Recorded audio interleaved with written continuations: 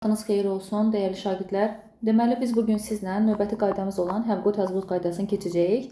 Həvqot Həzqot qaydası 3-cü və 4-cü siniflər üçün vacib olan qaydalardan biridir. Həmçinin 5-ci sinifdə də artıq biz bunu qodsuz şəkildə də öyrənirik təkrar olaraq. Deməli, Həvqot Həzqot nə deməkdir? Həvqot Həzqotun mənası malik olmaq deməkdir, var olmaq. Malik olmaq, var olmaq deməkdir. Yəni, məsələn, mənim tutalım topum var, mənim qələmim var, mənim kitabım var. Bu kimi ifadələrdə biz mütləq həvqot və həzqot ifadəsindən istifadə edəcəyik. Bəs baxaq görək, həzm neçənci şəxslərdə işlədilir. Deməli, görürük ki, uşaqlar, deməli, I have-də birinci şəxsin təkində I have, yalnız üçüncü şəxsin təkində he, she, it-də biz həzqot işlədirik. Görürsünüzmü? Qalan hər birində həvqot işlədir. We have got, they have got, and Nigar and Aysu have got. Deməli, burada nələri göstərmək istəyib bizə? Nigar üçüncü şəxsin təkidir. Nigar bir qadın cinsi olduğuna görə, yəni she olduğuna görə biz orada has got işlədirik. Çünki qaydamız elədir ki, he, she, it-dən biz has got işlədirik. Yazılıbdır, my friend has got, mənim dostumun var. Mənim dostum üçüncü şəxsin təki olduğuna görə, yəni biz bilmirik orada o he-dimi və yaxud da she-dimi. Bilmədiyimiz üçün biz onu has got götürürük. A dog, it təkdədir. Üçüncü şəxsin təkidir, it olduğuna görə biz burada da a dogla has got işlədirik. The girl has got, qızın var. Girl təkdə olduğuna görə, she olduğuna görə biz orada has got işlədirik. Bu digər tərəfə baxırıq. Yazılıbdır. My friends have got. Mənim dostlarımın var. Burada my friends cəmdə olduğuna görə biz orada nə işlədirik? Bax, my friends nə deməkdir? They deməkdir, onlar. Deməli, biz orada ona görə işlədirik have got. My friends have got. Sonra dogs, itlər cəmdə olduğuna görə they have got. The girls, qızlar cəmdə olduğuna görə də biz burada nə işlədirik? Have got işlədirik. Deməli, əgər mübtədam təkdə olarsa biz has got işlədirik. Yox, əgər mübtədamız cəmdə olarsa biz orada have got işlədirik. Başqa, həmçinin də baxırıq aşağıdakı əvəzliklərimizə. Deməli, you şəxs əvəzliyinin iki mənası var, düzdürmü? Biz artıq bütün dərslərimizdə demək olar eyni qaydadan görürük. You'nun iki mənası var, biri sən, biri də siz. Burada məna nədir? Yəni, biz bunu həm tək formasında, həm cəm formasında have got işlədirik. You have got, sənin var və yaxud da sizin var. Have got, has got qaydasında have-i həzi biz qısaldıb yaza bilərik. She has ifadəsini qısaldarkən she is, she apostrofsı. They have qısaldarkən have. Məsələn, yazırıq we have got demək istəyirik, tutalım ki, necə işlədirik we have got-da? We have got. We apostrof v. With. Bu şəkildə qısaltmaları əməl etmək lazımdır. Sonra, deməli, ikinci səhifəmizə keçirik. Burada yazılıbdır ki, əgər cümlədə have-hasdan sonra got olmazsa, bu zaman onun sualı və inkarı do ilə dazla düzəldilir. Bu nə deməkdir?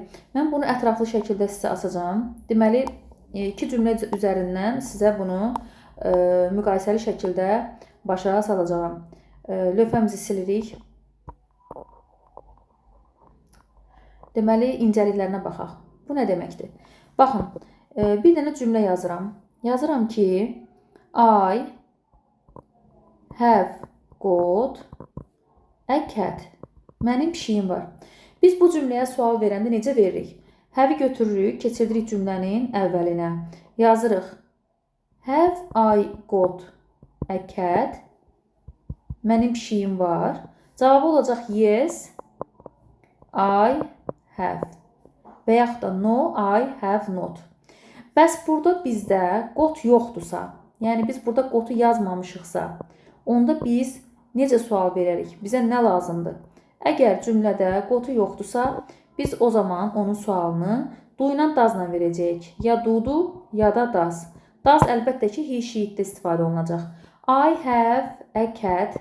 Mənim pişiyim var. Bu cümləyə sual verəndə bizə artıq lazım olan do'dur. Do I have a cat? Cavab olacaq yes, I do. Bəli, varımdır. Və yaxud da no, I don't. Gəlin bir də üçüncü şəxsdə buna baxaq. Tutalım ki, she'dir. She ilə verir cümləni. Yazırıq. She has a cat. Onun pişiyi var. Buna sual verəndə does-la sual verəcəyik artıq. Does she, burada has qalmır. Has'in yerinə qalır have.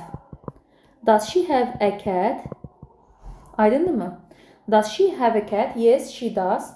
No, she doesn't kimi cavablar verilir.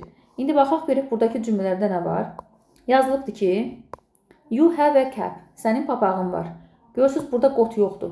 Got olsaydı əgər burada, bunun sualını have qabağa keçirməklə verərdik. Amma gördüyümüz kimi burada got ifadəsi yoxdur. Yoxdursa, o zaman mən buna sualı verirəm do ilə. Do you have a cap? Sənin papağın var. Yes, I do. No, I don't. Aydındırmı? Bu şəkildə cavablarımızı veririk. Deməli, yazıb üçüncü şəxsin tək üçün she has a large room. Onun geniş otağı var. Biz burada nə ilə sual veririk? Does-la sual veririk. Yazırıq does she have a large room? Onun geniş otağı var. Yes, she does. Bəli, var. No, she doesn't. Xeyr, yoxdur. Gördünüzmü? Sonra inkarına baxırıq. İnkarda bizə artıq doesn't və don't ifadəsi lazımdır. I don't have a girlfriend, a friend. Mənim dostum yoxdur. He doesn't have a car. Onun maşını yoxdur. Normalda necə idi? He təsdiq formasında has a car. Onun maşını var. Bu cümləni inkar eləyəndə bizə lazımdır nə? Does not. Does not-dan da inkar verəndən sonra yerində artıq has qalmır. Has'in yerində have qalır. Sonra baxaq digər cümlələrə. Müqayisəli şəkildə veribdilər deyəsən. Aha. Yazılıbdır ki, they have got a new house. Onların yeni evi var. Burada got'u görürsünüz, müdairəyə alıblar. Got olduğuna görə sual düzəldi nə ilə? Have-in özündən. Have keçsi cümlənin əvvəlinə. Have they got a new house? Yes, they have. Cavabı da nə ilə verdik? Have-lə. Niyə have-lə veririk cavabı? Çünki have-dən sual vermişik. No, they haven't. Xeyr, yoxdur. They have not got a new house. Onların yeni evi yoxdur. Tam cavab verdi. Baxaq burada she ilə verilən cavablara. She has got a white girl. She has got a white shirt. Burada uşaqlar got olduğuna görə has-ı qabağa keçirdi, sual veribdi.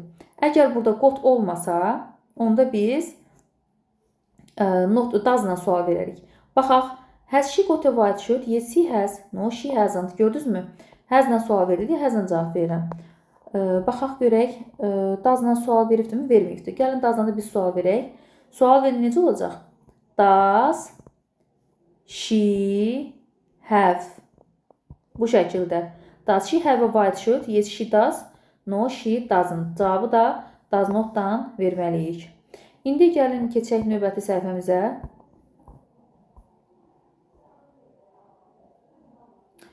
Növbəti səhifəmizdə tapşırıqlar var. Gəlin bu tapşırıqlar üzərindən başa salaq sizi. Deməli, baxırıq bura. I have friends. Üçüncü cümləyə baxırıq. Mənim dostlarım var. Burada got yoxdur. Düzdürmü? Bizdən də soruşur ki, həmin cümləyə nə ilə? Interrogativ, yəni sual formasında yaz. I have friends cümləsinə sual verərkən got olmadığına görə mən have-i qarşıya keçirə bilmirəm. Sual verirəm do ilə. Do I have friends? Sual, hamısını yazmıram. Your father has got a sister. Sənin atanın bacısı var. Söhbət burada nədən gedir? Your father'dən.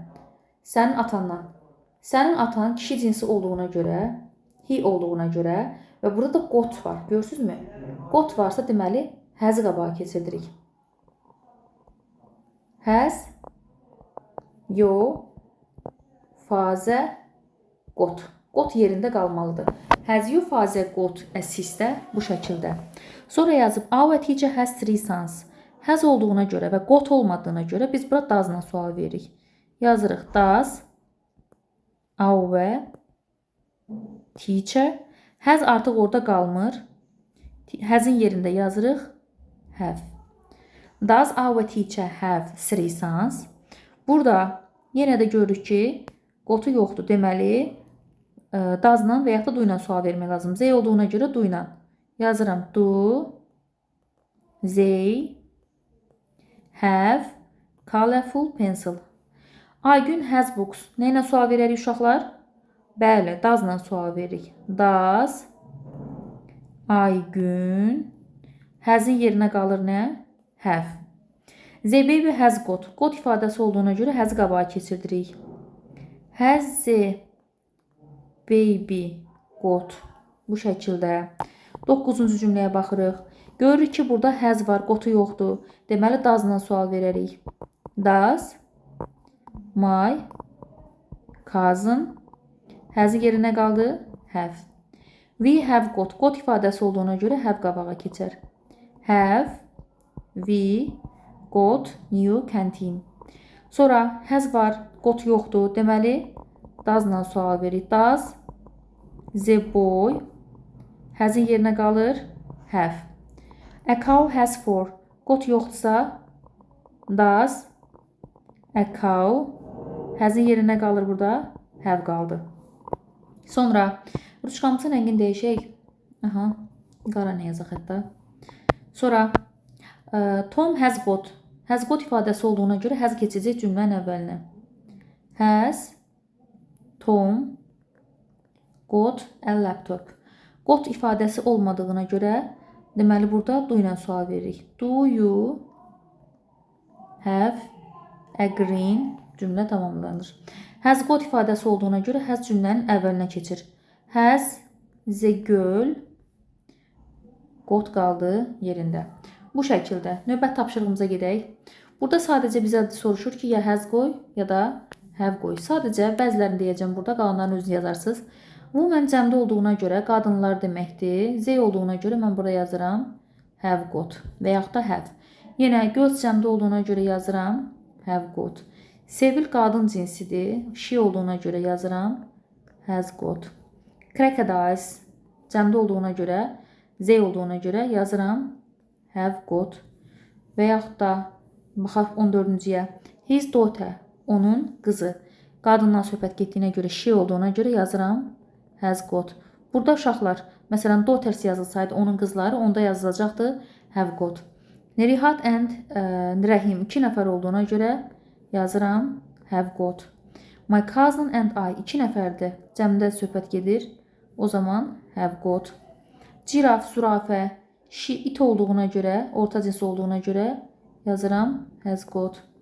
Your uncle, sənin dayılarından söhbət gedir. Cəmdə olduğuna görə, Z olduğuna görə yazıram have got. Digərlərini də siz özünüz yaza bilərsiniz. Bu günlük bu qədər. Növbəti dərsimizdə görüşmək üzrə. See you.